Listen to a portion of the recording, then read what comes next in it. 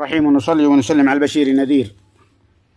وبعد أيها الأحباب، حسين هرهرة قاطط الطفلة حنين البكري عشية ليلة العيد قضي الحكم اليوم عليه بالإعدام رميا بالرصاص. وهذه رسالة لكل قزم، رسالة لكل مفصع بالسلاح. السلاح مكانه الحقيقي الجبهات. السلاح في هذه المواقف هو سلاح الأنذال.